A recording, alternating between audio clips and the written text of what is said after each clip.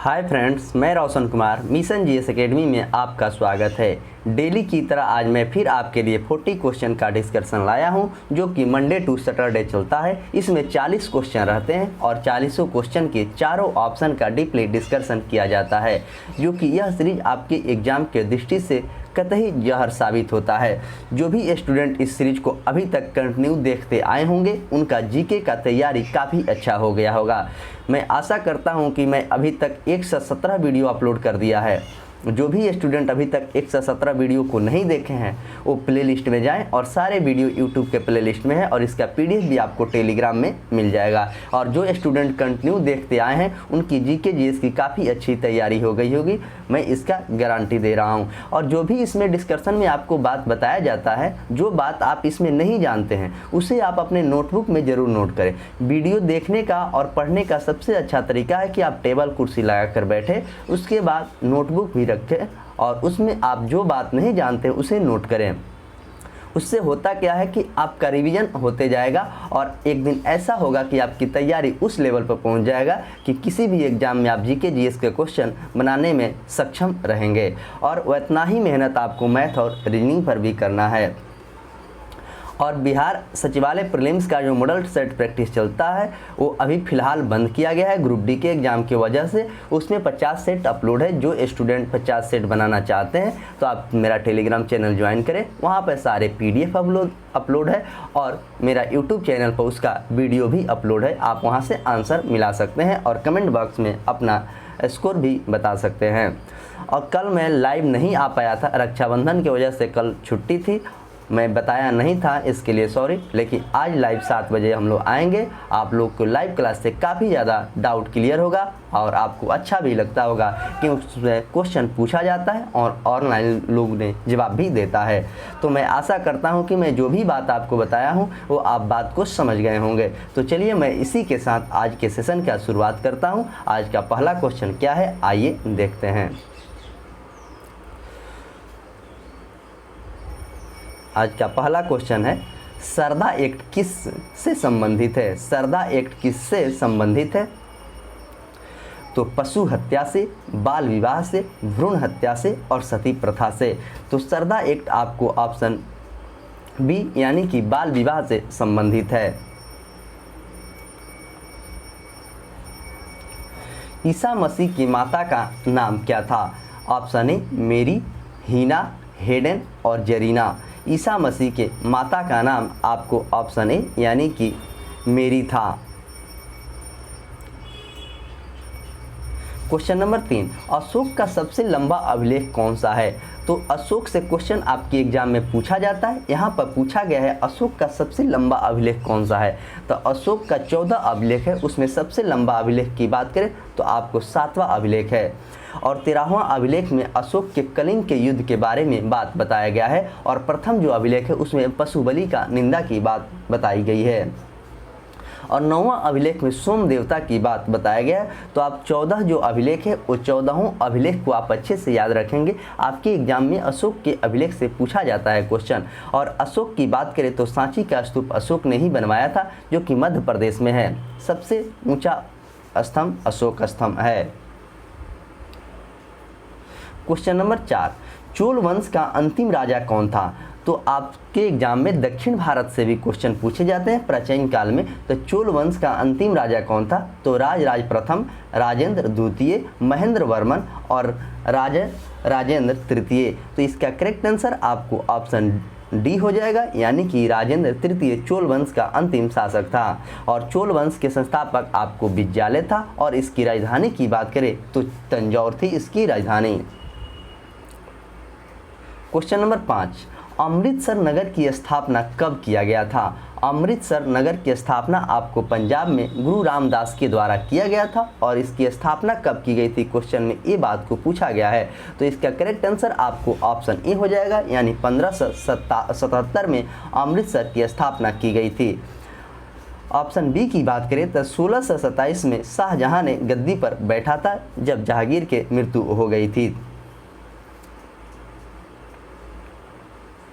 Question number 6, रुपये का अंतिम बार अवमूल्यन कब किया गया? 1 अप्रैल 1991, 1 मई 1991, 1 जून 1991 और 1 जुलाई 1991। ऑप्शन को इतना कॉम्प्लिकेटेड बनाया गया है कि अगर आपको डेट नहीं याद रहता है तो यह क्वेश्चन आप 100% गलत करके आएंगे। तो ऐसे ही आजकल के एग्जाम में ऑप्शन बनाए जा रहे हैं, तो आप ऑप्शन को डेट सहित याद रखें, तब क्वेश्चन गलत होने की संभावना नहीं रहेगी। तो इसका करेक्ट आंसर आपको हो जाएगा ऑप्शन डी, यानी कि 1 जुलाई 1991 को रुपया का अवमूल्यन किया गया था। Question number 7, Sikandar, question number 7 है, सिकंदर लोदी द्वारा आगरा शहर की स्थापना कब की गई थी? तो सिकंदर लोदी के द्वारा आगरा शहर की स्थापना कब की गई थी? यह क्वेश्चन कई बार आपके एग्जाम में पूछा गया, तो आप इस क्वेश्चन को भूलना नहीं है, अच्छे से याद रखना है। तो सबसे पहले मैं बता दूं कि लोदी वंश के संस्थापक आपको बहलोल लोदी था, और यहाँ पर पूछा गया कि सिकंदर लोदी ने आगरा शहर की स्थापना कब किया था? तो इसका करेक्ट आंसर आपको 1504 में आगरा शहर की स्थापना सिकंदर लोदी के द्वारा किया गया था। 1498 की बात करें तो वास्को डी गामा 1498 में भारत का खोज किया था, और फिर 4 साल बाद दूसरी बार जो वास्को डी गामा आपको 1502 में आया था।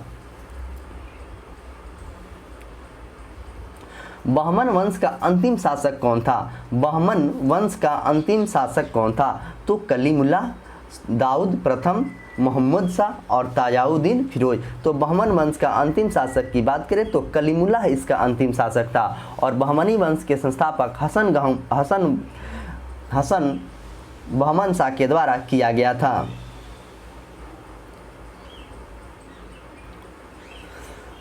क्वेश्चन नंबर 9, खानवा के युद्ध राणा संगा एवं बाबर के बीच कब हुआ था? तो खानवा का युद्ध यहाँ पर पूछा गया कि राणा संगा और बाबर के बीच कब हुआ था? तो इसका करेक्ट आंसर आपको ऑप्शन डी हो जाएगा, यानी कि 1527 में खानवा का युद्ध अकबर और राणा संगा के बीच हुआ था। तो बाबर ने 5 युद्ध किया था, पानी पिया, खाना खाया, घर गया। तो उसने 5 युद्ध, ये ट्रिक है, पानी पिया, खाना खाया, घर गया। तो प्रथम युद्ध जो हुआ था 1526 में पानीपत के, उसके बाद घाघरा के, उसके बाद चंदेरी के 28 में हुआ था, और आपको 29 में घर गया। क्वेश्चन नंबर 10, क्वेश्चन नंबर 10 कह रहा है औरंगजेब के गुरु कौन थे? औरंगजेब के गुरु कौन थे? तो अबुल मुजफ्फर, मीर मोहम्मद हकीम, फजल अली और फैजी। तो इसका आंसर हो जाएगा आपको ऑप्शन बी, करेक्ट आंसर है, यानी कि अमीर हसन इसका गुरु थे। औरंगजेब की बात करें तो इसे जिंदा पीर के नाम से भी जाना जाता है, और सबसे ज़्यादा हिंदू सैनिक औरंगजेब के ही शासनकाल में था। औरंगजेब का राज्याभिषेक आपको 2 बार हुआ था। द लास्ट जजमेंट के लेखक कौन है? इब्राहिम खां, चार्ल्स मेनन, शेक्सपियर और माइकल एंजेला। तो लास्ट जजमेंट के लेखक आपको ऑप्शन डी इसका करेक्ट आंसर है, यानी कि Michelangelo the last judgment के लेखक हैं। भारत का शेक्सपियर आपको कालिदास को कहा जाता है। 1688 में गौरवपूर्ण क्रांति कहाँ पर हुई थी? 1688 में जो गौरवपूर्ण क्रांति हुई थी आपको कहाँ पर हुई थी, इस क्वेश्चन को पूछा गया है। तो इसका आंसर हो जाएगा आपको ऑप्शन बी, यानी कि इंग्लैंड में किया गया था गौरवपूर्ण क्रांति 1688 में। अमेरिका की बात करें तो अमेरिका के राष्ट्रपति आपको जो बाइडेन है, जो कि 47वें राष्ट्रपति हैं। जापान की राजधानी टोक्यो है।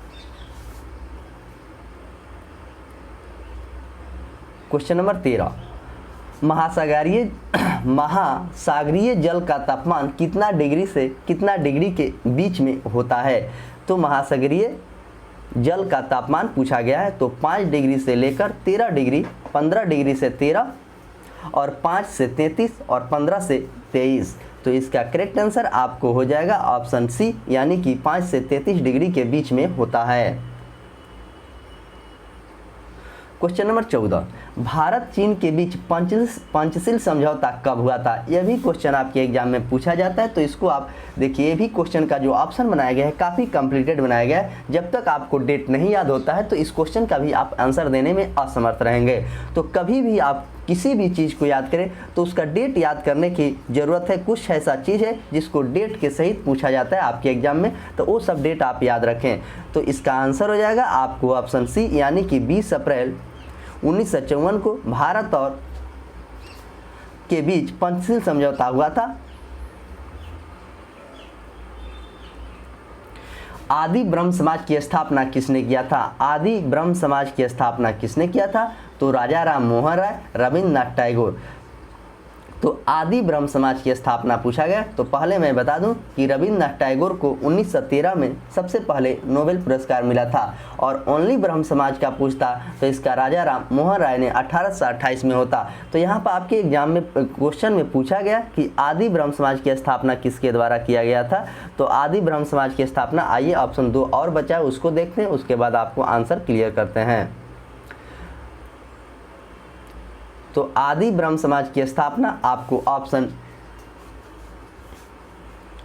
डी हो जाएगा, यानी कि देवेंद्रनाथ टैगोर के द्वारा किया गया था। आदि ब्रह्म समाज की स्थापना देवेंद्रनाथ टैगोर के द्वारा किया गया था।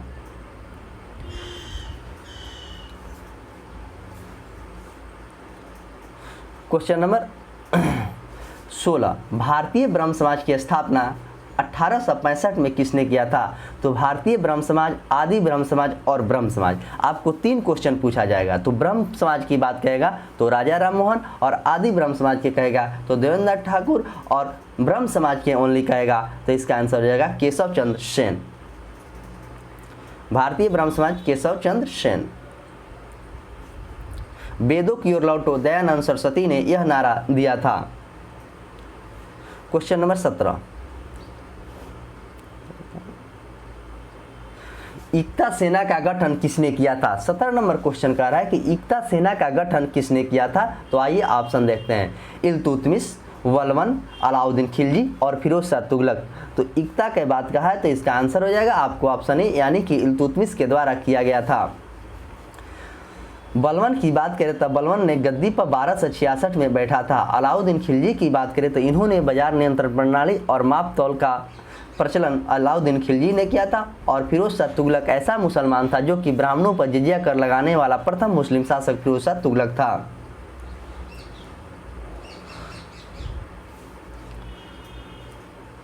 गुरु नानक देव का जन्म कहां पर हुआ था? तो गुरु नानक देव का जन्म आपको तलवंडी में हुआ था। इसका करेक्ट आंसर आपको ऑप्शन डी हो जाएगा, क्योंकि उनका जन्म तलवंडी में ही हुआ था। अमृतसर शहर की स्थापना आपको 1577 में गुरु रामदास के द्वारा किया गया था। लाहौर की बात करें तो लाहौर अधिवेशन 1929 में हुआ था, जिसकी अध्यक्षता आपको पंडित जवाहरलाल ने किया था। क्वेश्चन नंबर 19, गुरु गोविंद सिंह की समाधि कहां पर है? गुरु गोविंद सिंह की समाधि पूछा गया है, कहां पे है? तो इनकी समाधि आपको नांदेड़ में है। तो इसका करेक्ट आंसर आपको ऑप्शन बी हो जाएगा, यानी कि नांदेड़। और उनका जन्म कहाँ हुआ था? तो पटना सिटी में उनका जन्म हुआ था। क्वेश्चन नंबर 20, मुगलों की सेना किस पद्धति पर आधारित थी? मुगलों की सेना जो थी किस पद्धति पर आधारित थी, इस बात को पूछा जा रहा है। तो इसका आंसर हो जाएगा आपको ऑप्शन ए, यानी कि मनसबदारी प्रथा थी। तो मनसबदारी प्रथा की शुरुआत आपको अकबर ने किया था।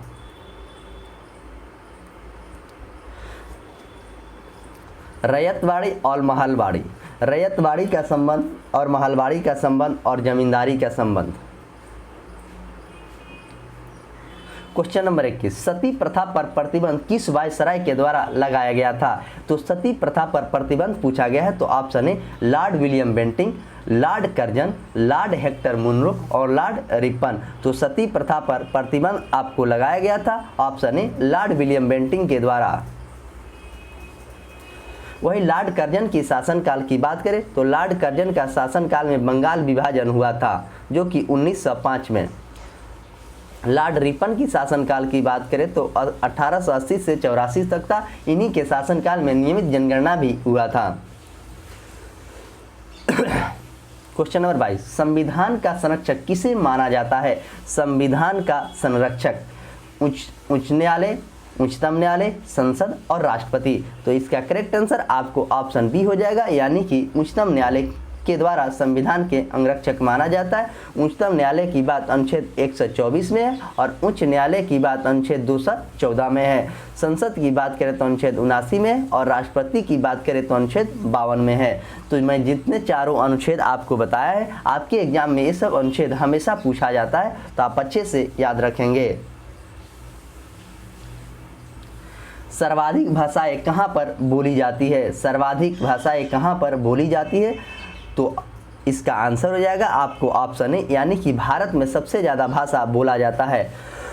और मंदारिन जो भाषा है आपको सबसे ज़्यादा चीन में बोला जाता है और विश्व में सबसे ज़्यादा भाषा मंदारिन ही बोला जाता है।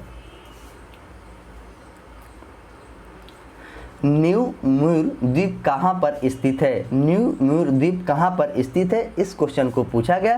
तो इसका आंसर हो जाएगा आपको ऑप्शन सी, यानी कि बंगाल की खाड़ी में न्यू म्यूर द्वीप है।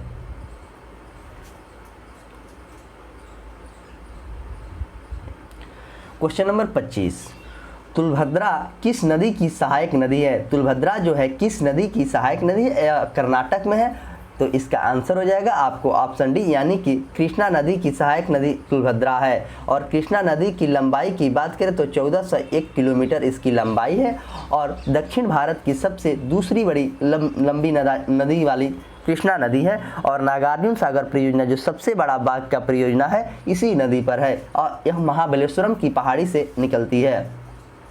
गंगा नदी की बात करें तो गंगा नदी भारत की सबसे लंबी नदी है और इसकी लंबाई आपको 2525 किलोमीटर है। इसे 2008 में गंगा नदी को राष्ट्रीय नदी की दर्जा दिया गया और डॉल्फिन का दर्जा जो कि जलीय जीव का दिया गया आपको 2009 में दिया गया। ब्रह्मपुत्र नदी की लंबाई की बात करें तो 2880 के आसपास में इसकी लंबाई है और यह तिब्बत के मानसरोवर से निकलती है और मांजुली द्वीप ब्रह्मपुत्र नदी पर है जो कि असम के जोरहट जिला में है। और कावेरी नदी की बात करें तो दक्षिण की गंगा को कावेरी कहा जाता है और दक्षिण का गंगा कहेगा तो आपको गोदावरी को कहा जाता है। तो का और की में कन्फ्यूजन नहीं होना है, अच्छे से याद रखना है। ये दोनों क्वेश्चन आपके एग्जाम में पूछा जाता है और इसमें मैंने चारों जो ऑप्शन बताया है कहीं ना कहीं आपको एग्जाम में पेपर में क्वेश्चन ये जरूर छपेगा।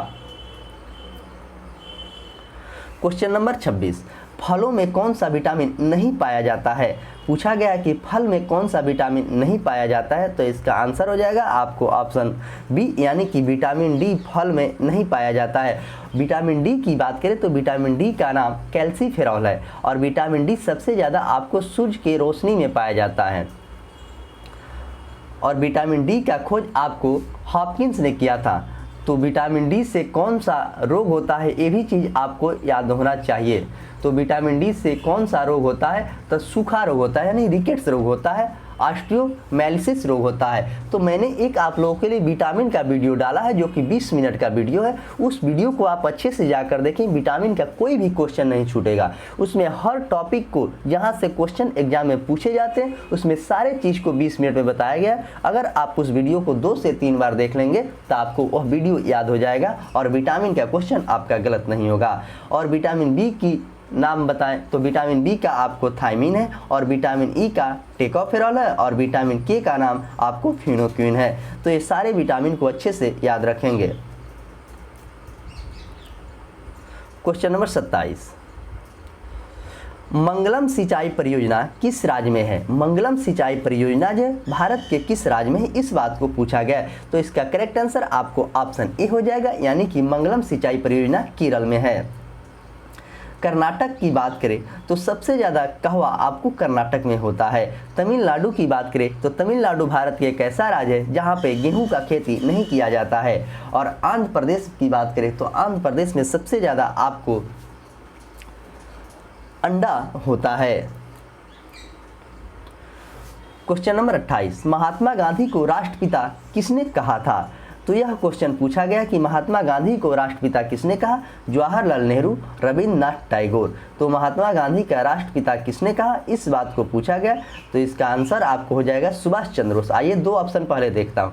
जवाहरलाल नेहरू की बात करें, जब महात्मा गांधी की मृत्यु हुई तो जवाहरलाल नेहरू ने कहा कि मेरे मेरा प्रकाश चला गया और रविंद्रनाथ टैगोर ने उन जलियांवाला बाग हत्याकांड में नाइटहुड की उपाधि लौटा दिया था। आइए ऑप्शन सी देखते हैं क्या है। ऑप्शन सी है कि राजा राम मोहन राय और ऑप्शन डी है कि सुभाष चंद्र बोस। तो राजा राम मोहन राय ने ब्रह्म समाज की स्थापना 1828 में किया था। तो इसका करेक्ट आंसर आपको ऑप्शन डी हो जाएगा, यानी कि सुभाष चंद्र बोस। अंतर्राष्ट्रीय चावल अनुसंधान केंद्र कहाँ पे है? अंतर्राष्ट्रीय चावल अनुसंधान केंद्र पूछा गया है। तो इसका करेक्ट आंसर आपको ऑप्शन ए हो जाएगा, यानी कि फिलीपींस के मनीला में है। और वही भारत में पूछता तो आपको कटक उड़ीसा में होता। क्यात आपको म्यांमार की मुद्रा के नाम है और न्यू पैताई आपको मैं बता दूं कि म्यांमार का राजधानी न्यू पैताई है। क्वेश्चन नंबर 30, बम का दर्शन पुस्तक के लेखक कौन है? बम का दर्शन पुस्तक का लेखक कौन है, इस क्वेश्चन को पूछा गया। तो इसका आंसर हो जाएगा आपको ऑप्शन सी, भगवती चरण बोहरा बम के पुस्तक के लेखक हैं। हरिवंश राय बच्चन एक बुक लिखे हैं। आप लोग उस बुक को कमेंट बॉक्स में बताएं कि हरिवंश राय बच्चन ने कौन सा बुक लिखा था। क्वेश्चन नंबर 31, विक्रमशिला विश्वविद्यालय की स्थापना किसके शासनकाल में हुआ था? यह क्वेश्चन आपकी एग्जाम में कितना बार पूछा गया है? विक्रमशिला विश्वविद्यालय और आपको नालंदा विश्वविद्यालय और अनंतपुरी विश्वविद्यालय। तो विक्रमशिला विश्वविद्यालय की स्थापना आपको ऑप्शन बी यानी करेक्ट आंसर है, यानी धर्मपाल के द्वारा। विक्रमशिला आपको भागलपुर में पड़ता है। तिलका मांझी यूनिवर्सिटी विक्रमशिला के अंतर्गत ही आता है। और अनंतपुरी विश्वविद्यालय की स्थापना आपको गोपाल ने किया था, ये जो कि बेगूसराय में है। ये भी चीज़ आप अच्छे से याद रखेंगे। और नालंदा विश्वविद्यालय की स्थापना कुमार गुप्त के द्वारा किया गया था और पाल वंश के संस्थापक गोपाल को माना जाता है।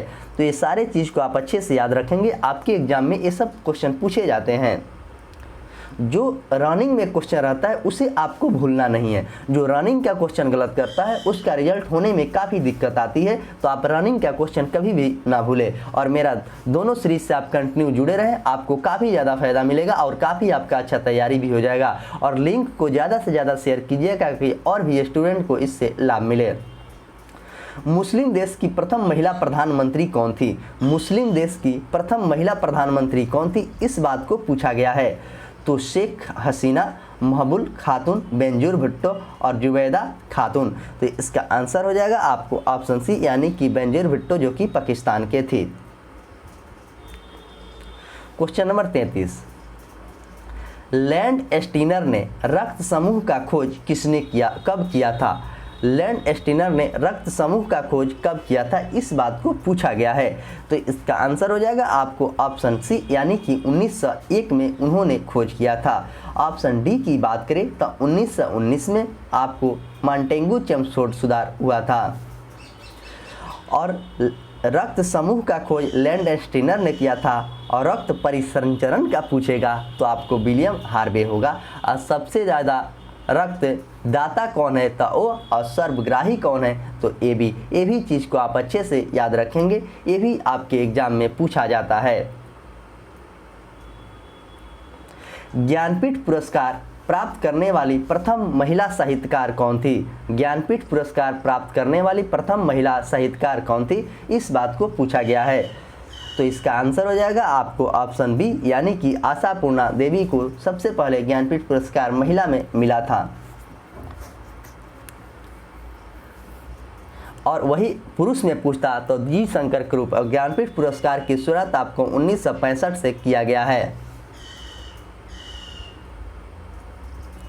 क्वेश्चन नंबर 35, गुरु नानक का जन्म कब हुआ था? तो गुरु नानक का जन्म पूछा गया है। तो इसका आंसर हो जाएगा आपको ऑप्शन डी, गुरु नानक का जन्म 1469 में तलवंडी नामक स्थान पर हुआ था और इनका मृत्यु नांदेड़ में हुआ था। क्वेश्चन नंबर 36, ओलंपिक में भारत का सबसे पहला स्वर्ण पदक किसने जीता था? तो ओलंपिक में भारत का सबसे पहला स्वर्ण पदक किसने जीता था, इस बात को पूछा गया है। तो एम्स्टर्डम में, बर्लिन में, मेलबर्न में और बार्सिलोना में। तो इसका आंसर हो जाएगा आपको ऑप्शन ए, यानी कि एम्स्टर्डम में यह सबसे पहले पुरस्कार जीता था। क्वेश्चन नंबर 37, केंद्रीय औषधि अनुसंधान संस्थान कहाँ पर स्थित है? भारत में केंद्रीय औषधि अनुसंधान केंद्र कहाँ पर है, इस बात को पूछा गया है। तो इसका आंसर हो जाएगा आपको ऑप्शन डी, यानी कि उत्तर प्रदेश की राजधानी लखनऊ में है। और वन अनुसंधान की बात करेंगे तो देहरादून में है। और कानपुर शहर सबसे प्रदूषित शहर है, जो कि गंगा नदी पर बसा हुआ सबसे बड़ा भी शहर है। हरिद्वार में आपको कुंभ मेला लगता है। क्वेश्चन नंबर 38, कोलकाता उच्च न्यायालय की स्थापना कब किया गया था? तो कोलकाता उच्च न्यायालय की स्थापना यहाँ पर पूछा गया कि कब किया गया था। तो इसका करेक्ट आंसर आपको ऑप्शन बी हो जाएगा, यानी कि 1862 में कोलकाता उच्च न्यायालय के साथ साथ और 2 उच्च न्यायालय की स्थापना की गई थी। एक आपको चेन्नई और एक आपको मुंबई। यह 3 उच्च न्यायालय की स्थापना 1862 में किया गया था। उस समय भारत के वायसराय लॉर्ड कैनिंग थे। 1896 के अधिवेशन में आपको वंदे मातरम रहमतुल्लाह सहनी के शासनकाल में गाया गया था, जो कि कांग्रेस की अध्यक्षता किए थे। क्वेश्चन नंबर 39, भारत के प्रथम मकबरा किस शासक का है? भारत का जो प्रथम मकबरा है किस शासक का है, इस बात को पूछा गया है। तो इसका आंसर हो जाएगा आपको ऑप्शन डी, नासिरुद्दीन मोहम्मद का भारत का पहला मकबरा है। कुतुबुद्दीन ऐबक की बात करें तो गुलाम वंश की स्थापना कुतुबुद्दीन ऐबक ने किया था, जो कि 1206 से लेकर 1290 तक गुलाम वंश का शासनकाल था। और कुतुबुद्दीन ऐबक के 1210 में मृत्यु हो गई। अगर यही गुलाम वंश के वास्तविक संस्थापक पूछता तो इसका आंसर इल्तुतमिश होता। बलबन की बात करें तो बलबन ने अपने बेटी की यानी अपनी पुत्री की शादी नासिरुद्दीन मोहम्मद से किया था, जो कि टोपी सीकर जीवन यापन अपना करता था। इक्ता प्रथा की शुरुआत आपको इल्तुतमिश के द्वारा की गई थी। तो मैंने जितने चारों बात बताया है, आपके एग्जाम में मध्यकालीन से यहाँ से क्वेश्चन पूछा जाता है, तो मध्यकालीन को भी इग्नोर नहीं करना है। तैयारी हर सब्जेक्ट पर आपको वैसे करना है कि आपको कहीं से की डाउट ना रहे कि यहाँ से क्वेश्चन पूछेगा तो हमसे क्वेश्चन छूट जाएगा। तो तैयारी ऐसे करें कि सफलता आपके कदमों को चूमे, न कि आप सफलता के कदमों को चूमे। तो तैयारी ऐसे ही करें कि सफलता आपके कदमों को चूमे। क्वेश्चन नंबर 40, ओजोन परत की मोटाई मापने वाली इकाई क्या है? ओजोन परत की मोटाई जो है वो किससे मापा जाता है, इस बात को पूछा गया है। तो इसका करेक्ट आंसर आपको ऑप्शन ई होगा, यानी कि डॉप्शन से ओजोन परत की मोटाई मापा जाता है। ज्योति तीव्रता का एसआई मात्रक आपको कैंडला होता है, और प्रदीप्त का एसआई मात्रक लक्स होता है, और रेडियो धार्मिकता का एसआई मात्रक क्यूरी होता है। तो इस तरह मैंने चारों ऑप्शन का जो आपके सामने डिस्कशन किया हूँ, वह भी आपके एग्जाम में मात्रक के माध्यम से क्वेश्चन पूछा जाता है, तो आप उसे भूलेंगे नहीं। तो मैं जितना भी बात इसमें बताता हूँ, मैं आशा करता हूं कि इस सारी बातों को आपको अच्छे से समझ में आता होगा, और आप क्वेश्चन भी बनाते होंगे तो आपका क्वेश्चन भी बनता होगा। तो चैनल पर अभी तक जो लोग नए हैं, चैनल को सब्सक्राइब नहीं किए, तो आप लोग जल्द से जल्द चैनल को सब्सक्राइब कर दें, वीडियो को लाइक कर दें, और अच्छा लगे तो कमेंट बॉक्स में ज़रूर बताएं कि आपका स्कोर कितना आ रहा है। इससे आपका तैयारी का अंदाज़ा लग जाएगा। अगर जिस भी स्टूडेंट का इस 40 क्वेश्चन में अगर 35 प्लस क्वेश्चन आ रहा है, तो उनका बहुत ही अच्छा तैयारी है, और जिनका 30 है उनका अच्छा तैयारी है, और जिनका 25 से 30 में है उनको और थोड़ा मेहनत करने की ज़रूरत है। और इस पीडीएफ को अगर पाना आप चाहते हैं तो मेरा टेलीग्राम चैनल जो मिशन जीएस एकेडमी पटना से चलता है, उसे आप ज्वाइन कर लें। वहाँ पर सारे पीडीएफ और सारे इन्फॉर्मेशन मिल जाएगा। और मैं शाम को फिर आज लाइव आऊँगा आपके लिए, आएंगे लाइव। उसमें जीके जीएस और करंट अफेयर्स का क्वेश्चन आपसे पूछा जाएगा। आप लोग का जैसा राय रहेगा धीरे धीरे उसमें परिवर्तन किया जाएगा। अभी शुरुआती है, शुरुआत में कोई भी चीज़ आप शुरुआत कीजिएगा उसमें आपको कठिनाइयाँ झेलना पड़ेगा। तो कठिनाइयाँ से कभी घबराना नहीं है। संघर्ष करने वाले का हमेशा जीत अच्छी होती है। संघर्ष वैसा करो कि जीत आपकी उतना ही अच्छी हो। तो इसीलिए जितनी भी नया चीज़ आप करेंगे उसमें थोड़ा बहुत कठिनाइयाँ बीच बीच में आती रहेगी। तो कठिनाइयाँ से घबराना नहीं है। कठिनाइयाँ का जो सामना कर लिया वही संघर्ष करके आगे कुछ ना कुछ करता है। तो चलिए मैं इसी के साथ आज के सेशन को समाप्त करता हूँ। मिलेंगे आपको लाइव डिस्कशन शाम 7 बजे। तब तक के लिए धन्यवाद।